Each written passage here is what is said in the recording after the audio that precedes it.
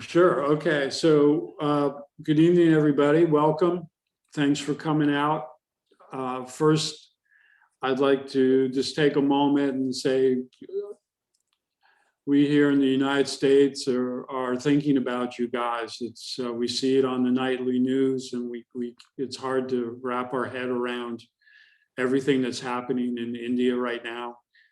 I know the United States is helping out with sending oxygen tanks and vaccines. I'm sure it's not enough, but I just want you to know that you guys aren't alone, that not only the United States, but the world is watching and thinking about you. So you're in our thoughts, that's for sure.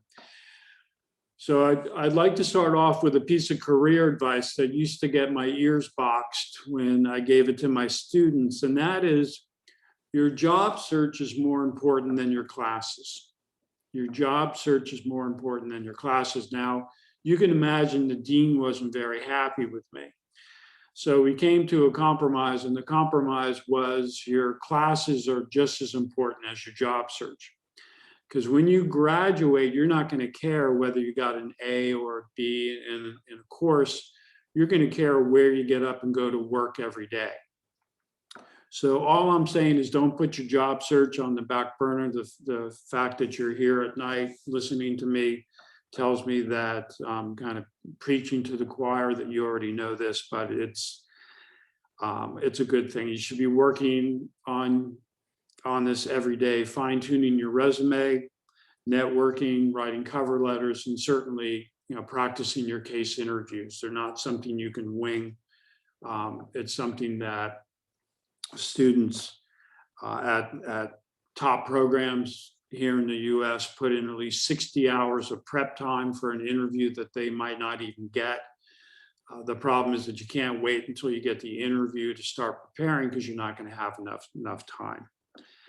All right, so I have a few slides this morning that I want to do. The first one is, don't let this happen to you.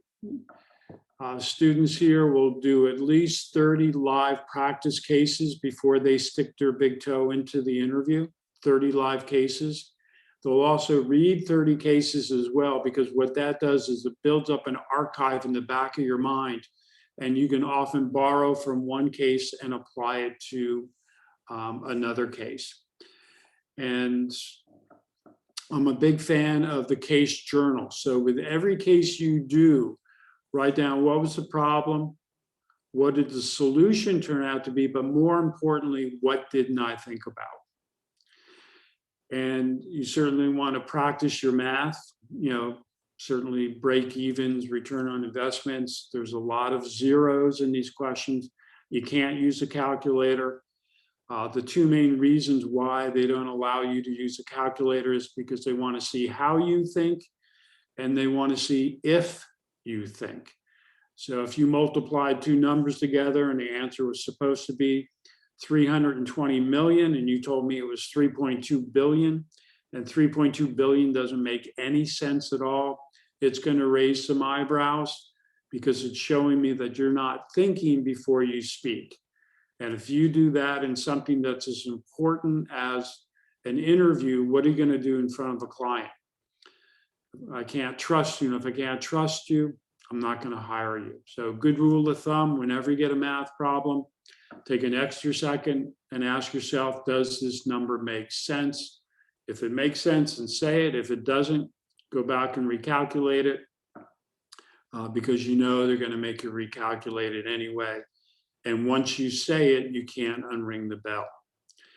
And then don't forget to practice your behavioral interviews. A lot of students spend so much time preparing for the case that they don't take the time to think through the behavioral part of the case, or behavioral part of the interview. And I'm a big fan of videotaping practice interviews, particularly behavioral interviews. 95% of the mistakes that you make in a behavioral interview are easily correctable. You just need to know that you're making those mistakes. So pull out your phone, videotape yourself. No one else has to see it, but you can pick up a great deal by videotaping it. And make sure you attend all the company information meetings, coffee chats, whatever they offer. You want to get your name and your face in front of as many people at the firm as you can. All right. Candidates receive offers. Consulting firms like low risk hires. They like people who are committed to consulting. And you're a low risk hire if you've done consulting before, you like it and you want to go back, or if you know exactly what you're getting into. The travel, the type of work, working as part of a team, working on projects. Their biggest fear is that they're going to spend a lot of time, effort, and money recruiting, hiring, and training you, and then you're going to leave after 6 months because this isn't what you thought it was. So they want to make sure that you know exactly what you're getting into.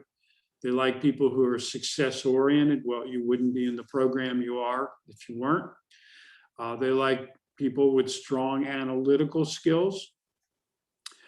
And that includes quantifying related numbers as percentages. So as you know, consultants and senior managers like to put things into perspective, which is why they always do two things. They always quantify related numbers as percentages, and they always ask for trends. They also like people who can articulate their thoughts under pressure. Case interview is really a role play, right? I'm the consultant, I'm the client, you're the consultant. Here's my problem, what do I do? And you have a very short period of time to listen to my problem, ask some clarifying questions, lay out a structure, request some data, analyze that data, come up with a recommendation. And they also, and I know this was one of the questions that you sent me, but there's a thing called what we call the Pittsburgh Airport test. How would I feel if I was snowed in for 9 hours at Pittsburgh Airport with you? Are you interesting, well-read, good sense of humor? Just basically interesting, someone who's going to be fun to be around, or am I going to have to pretend I'm in a coma so I don't have to talk to you? Or try to, ditch you somewhere so I don't have to spend time with you, because we're going to be traveling together. We're going to be working together. We're going to be eating all our meals together. So there's got to be some sort of chemistry there. And the thing is, be yourself, show a sense of humor, try to relax. Don't take yourself too seriously, but be professional. It's okay to smile. They love people who smile. It's okay to laugh. And you'll pick up the chemistry there. Recruiters, I don't care who's giving the case, whether it's Amazon or Pepsi or McKinsey or Deloitte, they all look for basically the same 4 things. Structure of thought and analysis is by far the most important one. They look at your confidence level, your communication skills and teamwork, and creativity. Now, while the first one is the most important one, it's the last one, the creativity, that's going to differentiate you from everyone else. Okay. Because if I give the same case to 4 people and they all give me basically the same answer, how am I supposed to pick one over the other? I'm looking for people who either approach it differently or who come up with a unique solution to the problem. And one of the questions that you sent me was, can you give me an example of a time someone gave me an answer that I didn't expect, that surprised me, that was creative? And so I'm going to answer that question now. I give this case about a restaurant, and they're trying to figure out what kind of hand drying device they should put in their restrooms. And it comes down basically between a hot air dryer, the Dyson hot air dryer, or paper towels. And the 2 main factors that we're looking at are customer perception. So this restaurant is in Cambridge, Massachusetts, where they're very environmentally aware and concerned. So, that kind of leans the student towards the air dryer. But also, this is a young couple. They're opening up their first restaurant, so cost is a big issue as well. So we go through a lot, and then at the end, you have to choose basically one or the other. And I had one student tell me that they were going to choose paper towels, and that they were going to get me the paper towels for free, so there would be no cost. And I said, okay, how are you going to do that? And he said, well, we're going to go to, it was a Mexican restaurant. We were going to go to Corona and say to them, you give us cocktail napkins with your logo on it at the bar. You give us coasters to put our drinks on it with your logo on it at the bar. Splash your logo all over some paper towels, and we'll load them up in our bathroom, and it will be the last thing that they see, the customer will see before they go back to their table or back to the bar. It's a small marketing charge for Corona, but for the restaurant, it would save them over $1,500 a year. So I thought that was very creative, and so that's an example of that. So creativity is very important in cases. It's what separates you. And I get a lot of people who say, I'm really not all that creative. So I would do a couple things. One, I'm a big fan of the McKinsey Quarterly. It's cutting edge stuff written by practitioners. They have a lot of great ideas in there, cutting edge stuff. When you read an article and you say to yourself, I would have never thought of that, write it in your journal. And now it becomes your idea and not McKinsey's idea. So that's one thing you can do. The other thing is you can borrow from other industries. I had a student and she went to work for McKinsey, and she called me up and said, I just got my first assignment and it's with the insurance industry. Can you imagine anything more boring than an insurance case? But it turned out to be her best engagement, because the insurance industry does all these different things that other industries don't do, but should do. So when she worked on other projects in other industries, she looked like a superstar because she brought up all these things that the insurance industry does. So borrowing from one industry, from your background, and applying to that is another thing. The last thing is, brainstorming. It's important that you're able to brainstorm. And a lot of students are reluctant to brainstorm because they feel if they say something ridiculous, they're not going to get the job. But in the end, if you don't brainstorm, you're not going to get the job.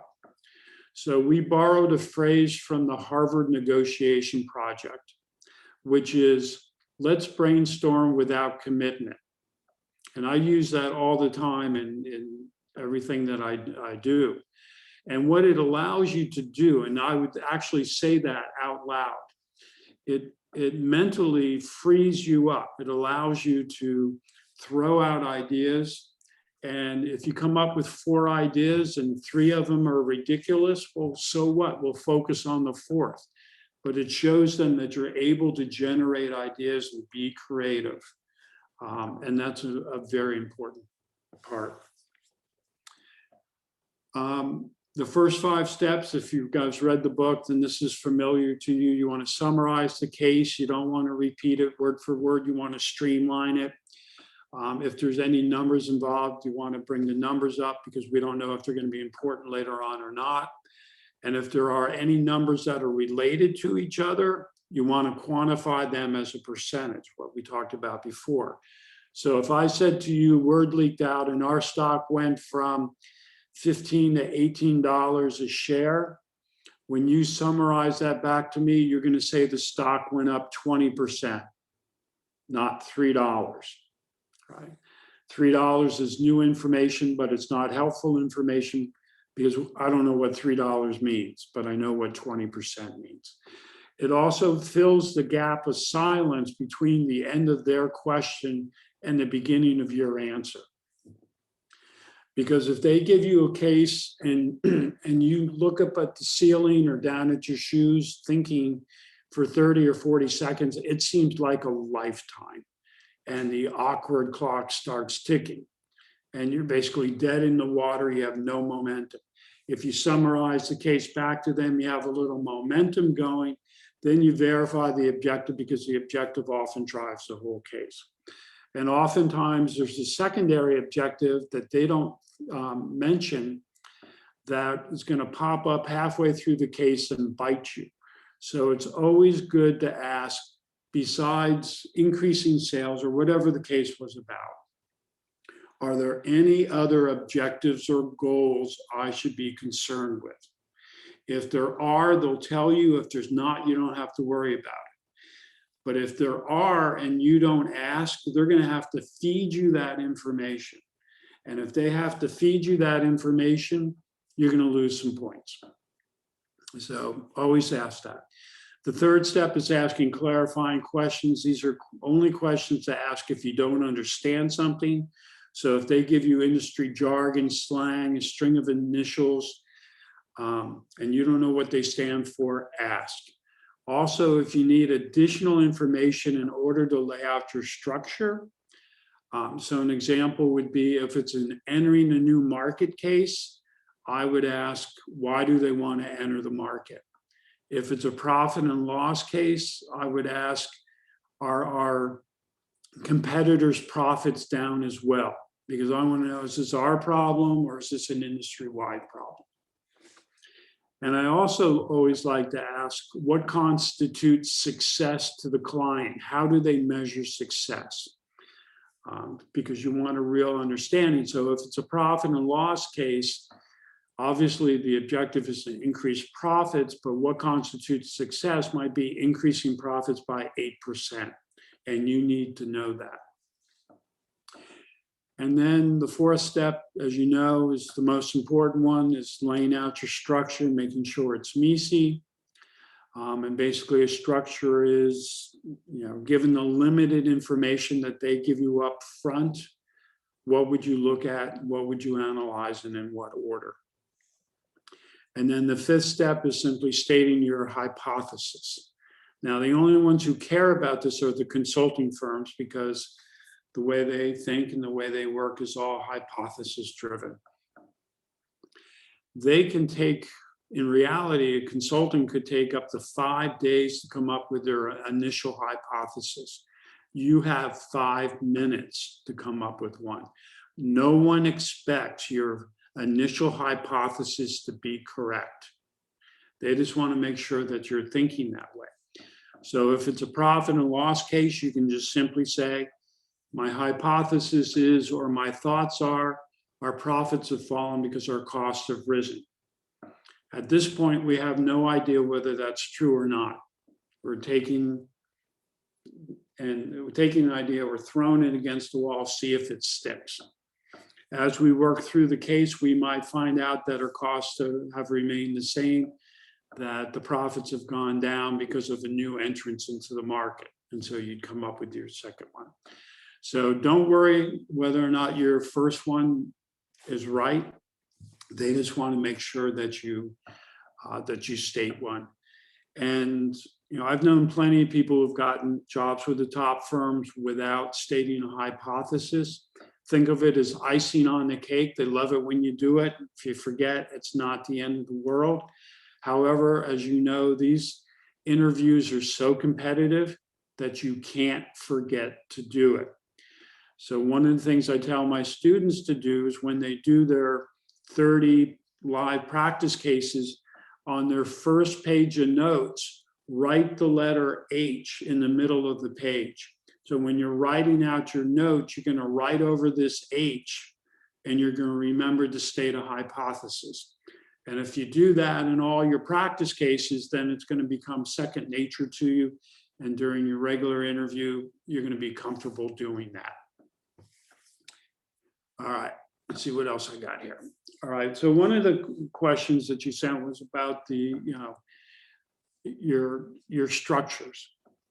There are some structures that we'll say are carved in sand. Certainly the profit and loss, the profit and loss structure, entering a new market, maybe even the growth. But most of the cases you're going to get aren't going to fit neatly into one of those three categories. So you need to craft your structure based on the case. Okay. And you know that chances are one of the things that you're going to have to analyze or think about when you lay out your structure is the company. So I would memorize this list to the point where you can rattle it off in your sleep at night, okay? There's nothing on here that you don't already know, except maybe WCS, which stands for what constitutes success. So if I didn't ask that as a clarifying question, I'd want to make sure that it was part of my structure. But everything else, the two that I always like to ask, unless they give me this information or unless it doesn't make any sense, or what are the revenues and the profits for the last 3 years? That tells me how big the company is and how well it's doing, because in a lot of these cases, the companies are made up, company XYZ. So we have no idea how big they are or what they're doing. And even if the case is about Pepsi, we don't know how big Pepsi is. We know sugary drinks are down, but they have a lot of other products. So it just gives me a feel for the client. And then the other one I always ask is what constitutes success, if I didn't ask that earlier. So memorize this list. It will allow you to go into the interview with higher level of confidence. It will allow you to lay out your structure more quickly, and you're not going to miss anything big, because you don't have to sit there and say, okay, well, what do I want to know about the client?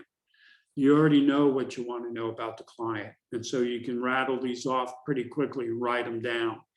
Because a lot of times when people lay out their structures, they may have maybe 3 things under the client, where in reality, you should have more than 3 things. Same thing with the market. Okay, again, there's nothing here that you don't already know, but you should memorize this list for the exact same reasons. It will allow you to go into the interview with higher confidence level. You're going to lay out your structure more quickly, and you're not going to miss anything big. So those are 2 lists that I recommend that you memorize. All right. And then I'm just going to play a little video. So this is a case start. And it's probably a second round case. It has a lot of different components to it. So normally what when I'm doing a workshop, I'll play the first part of this. People will take 90 seconds, lay out their structure, and then compare it to the thing. So we're gonna try that. So hopefully you have a pen and paper and just give this a go.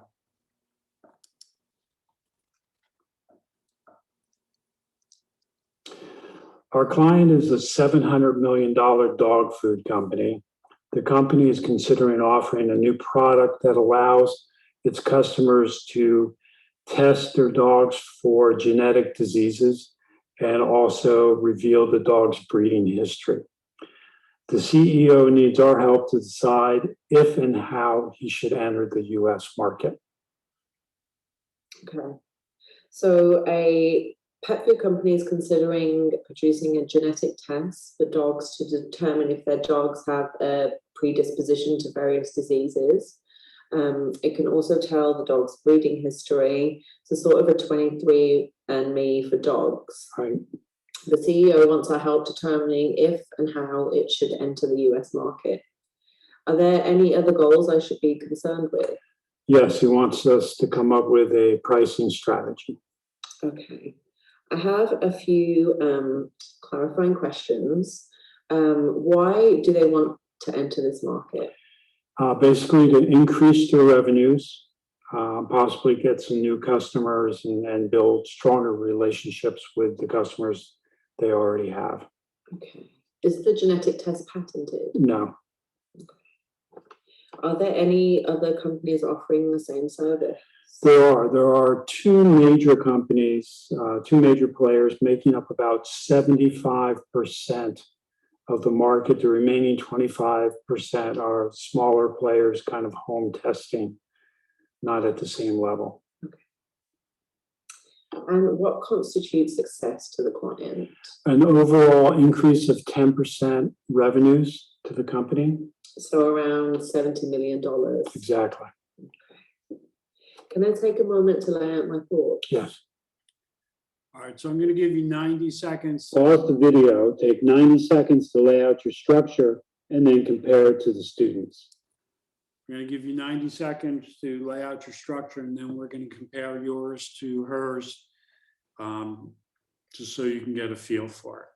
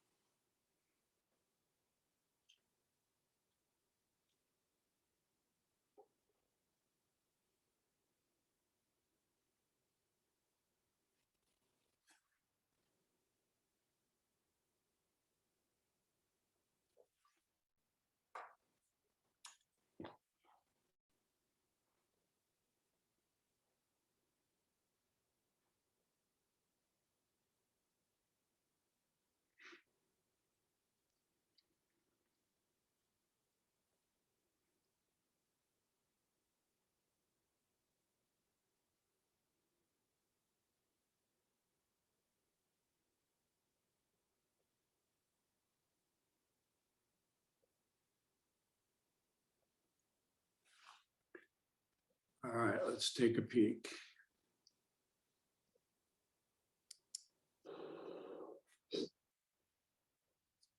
Okay, I want to break this down into internal and external and how best to enter the market. So internally, I'd like to know current customer base and expected new customers, such as breeders and animal shelters, distribution channels, current and new, maybe veterinarians, product mix, or what do we sell now? How will our genetic product be different from others? Does the client have the capabilities to do this, or will they have to build a lab? Okay.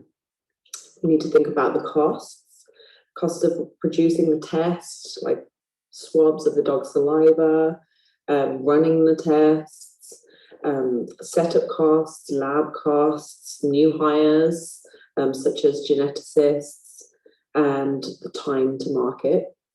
Also, we need to look at pricing options. Do you charge one price to learn the breeding history and another to learn the predispositions to disease? And how much we should charge for each? You said that the company's strategy is increase revenues.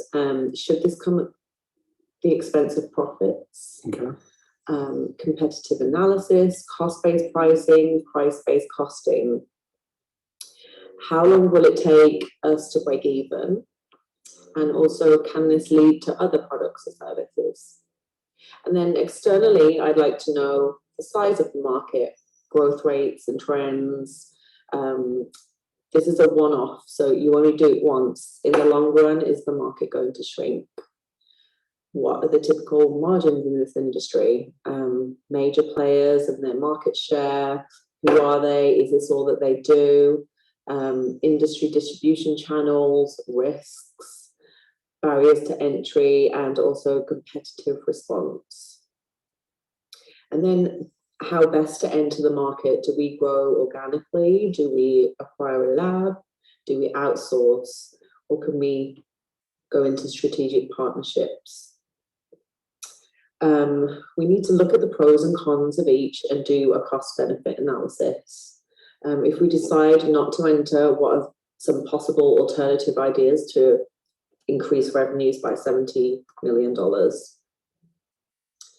So my hypothesis is that the company should enter the market since they have far-reaching distribution channels. Good. All right. So let me just go back here for. And also competitive. All right. So you can see she broke it down by internal and external, which a lot of students do. So normally with entering a new market case, I like to break it down, basically I want to look at the company, I want to look at the market, and then I want to look at how best to enter the market, or basically my three buckets. I tend to look at the company first. So I have an understanding of the company before I look at the market. Because how can you look at a market and determine whether or not it's right for your client if you don't know anything about your client? So I know a lot of people will look at the industry first to see whether or not it's worth to get in. But I differ. I think you should understand the client before you look at the market, so you can, again, look at that market from the client's point of view. She brought up a couple of interesting things. She brought up, she had the statement, is this going to be a one-off? Because you're only going to do it for your dog once. So in the long run, will the market shrink? I thought that was an interesting question. Her hypothesis, which she stated after she walked me through this whole thing, which is where I usually like to see it, is that yes, they should enter because they have big distribution channels. Well, how does she know that? Well, it's a $700 million dog food company. That's a lot of dog food. So she's assuming that we have extended distribution channels around the country. And she also asked the question, who are our competitors and what else do they do? Which I thought was a very important question. Because if our competitors are medical labs, and this is all they do, then we have a competitive advantage because we're a brand name. Customers buy our dog food, they know us, they trust us. And so we have an advantage because they understand and the power of our brand. If our other if the other people in this industry are large dog food or pet food companies, then we've lost our competitive advantage. And when I worked through this case, we don't come up with $70 million, they only come up with $50 million in new revenue. So then what do? Do you throw the baby out with the bathwater and start all over again? Or do you say, okay, we're going to do this is 50 million, and we're going to come up with another idea that will bring in another 20 million.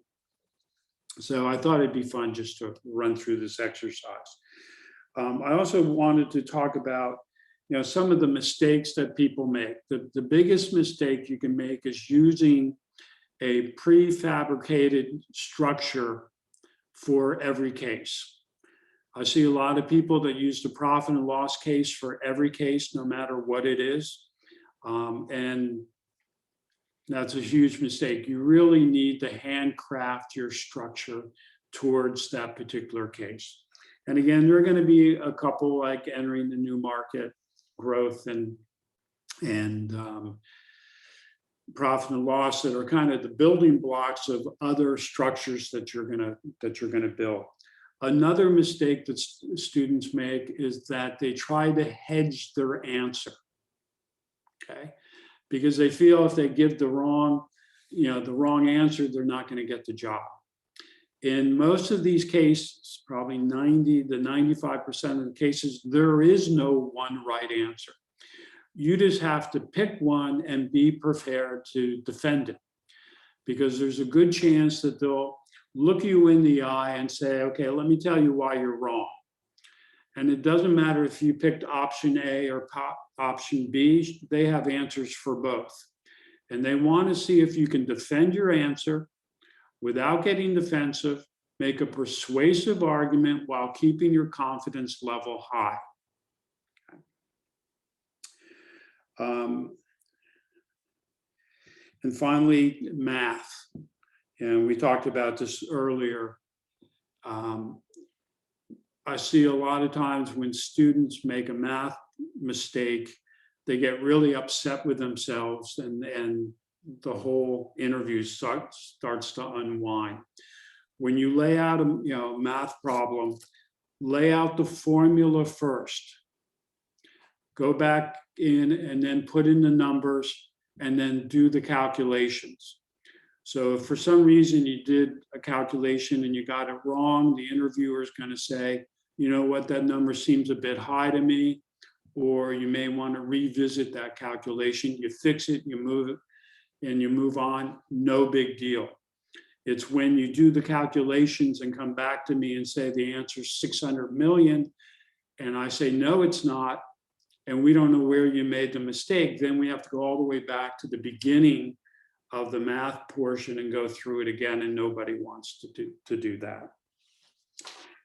Some of the other questions,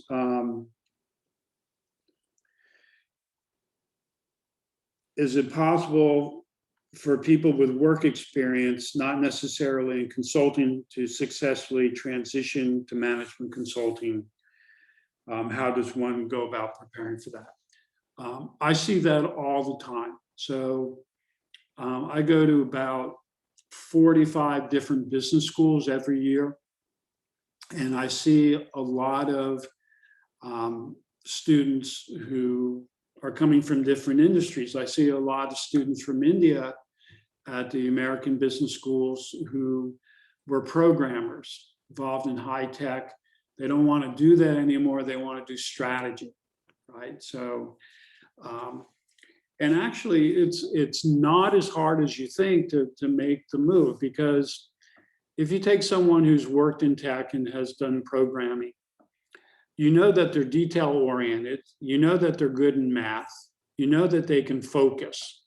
So then the question really becomes, can they look at the big picture, right? Because they're so used to kind of focusing on a narrow band of information.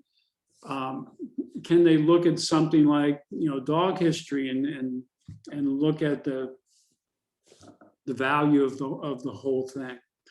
So as we know, consulting is very competitive, but a lot of people with tech backgrounds successfully transition into consulting.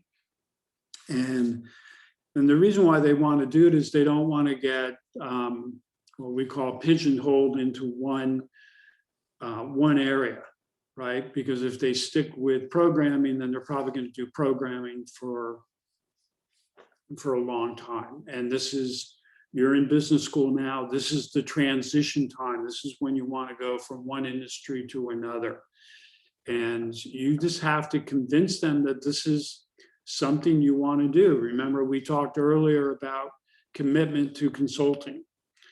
Why do you want to get into consulting? Why do you want to work for their firm? Can you tell me how your values match up to the firm values and that sort of thing? So I see people making transitions all the time. And this is, 85% of the hires for consulting firms are university hires, are you guys. Only 15% come from our industry hires. So this is the best time for you to get into this industry, is right now, because it's a lot harder to get into it once you graduate.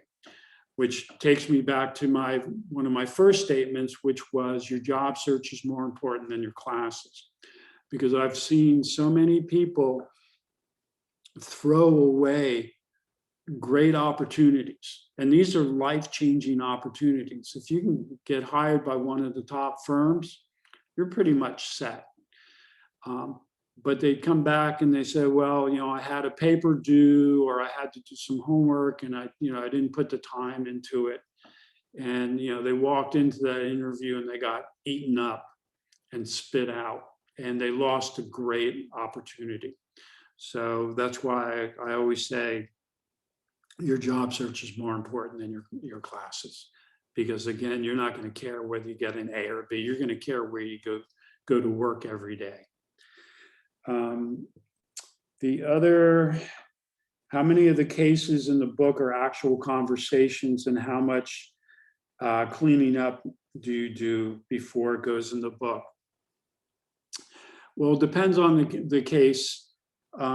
Usually I write the case before I give it to students, right? And I take the time to kind of craft the case first, because I try to build lessons into every case that I give. And so I would say that the Netflix case, and I forget what the other case was, most of them are just going on inside my head.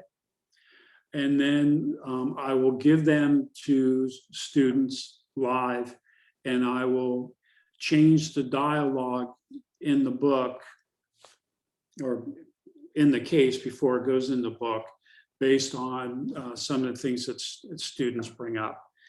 And, I take a lot of time to write these cases, and I think I have it completely covered.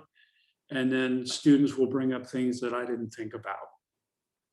Not so much on the creative side, but just in general. So, and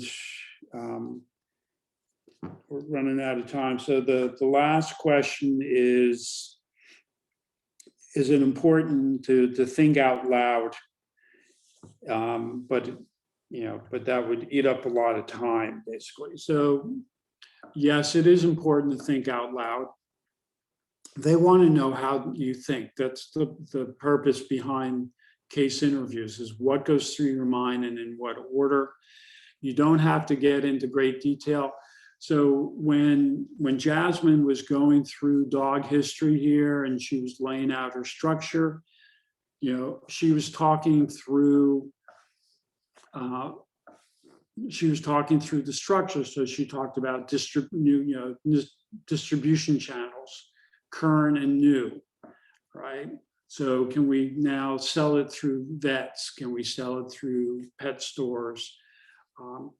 And the other thing she did was, if the answer is no, we shouldn't do this, it's always good to come up with an alternative idea to get that $70 million or to hit that goal. Consultants are always selling, right? So if you said, no, I don't think this is a good idea, we're not going to hit the goals of 70 million, we should come up with an alternative idea. Have you thought about doing this? And you don't have to drill down on it. You just have to kind of throw it out as an idea. And then there's a little tagline that you can add to it, which is, and we can help you with that. And what that does is it shows the interviewer that that consultants are always selling. They're always trying to get more work from a particular client. And that, if we're around to help implement the solution, then chances are it's going to be successful and we're going to get more work. So back in the 80s, consulting firms would do all this work and they'd hand the CEO a book at the end and say, here's your problem. This is what you should do to solve it. And then they'd walk away and that would be it. The CEO would read through it and say, this is great, but what am I supposed to do with this? And basically shelve it. And so not a lot of the work that the consulting firm spent so much time on got implemented until they realized that, okay, not only are we going to figure out what the strategy is, we're going to stay here and we're going to implement it with you. And by doing that, they got a lot more work. Their strategies were put into place that were successful, and the companies were happy, the consulting firms were happy, and they got a lot more work. All right, so those are my thoughts on this. I hope it was helpful and you got some stuff out of it. Hopefully you screenshot some of these, the market and also the company. So I'll give you 5 seconds here to screenshot that if you don't have it. And then there's the other one. We'll be sharing the recording with the participants also. Okay. So so these two are in, I think, edition 10 and 11, which was one of the big changes that I made. And in 11, there's also a lot of lists of synergies and all sorts of stuff. But all right. So I just want to end with please stay safe. The world is watching, they're behind you.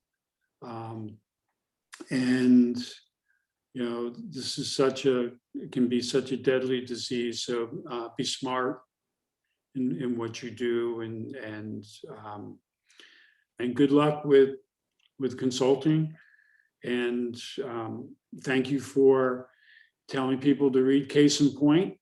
I always enjoy that. And you're going to see more of me in India. I'm kind of moving into doing three things into that market, which should be happening in the fall. So, and I will ask them